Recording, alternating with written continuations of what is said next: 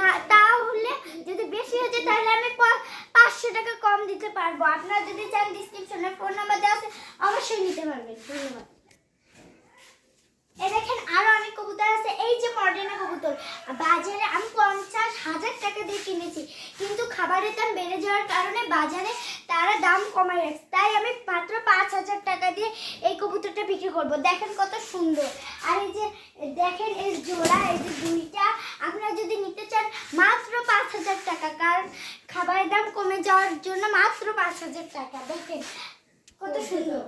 আরো অনেক কবুতর আছে আমার খামারে, আপনারা যদি চান আমি কম দামে দিতে পারবো, অনেক কম দামে।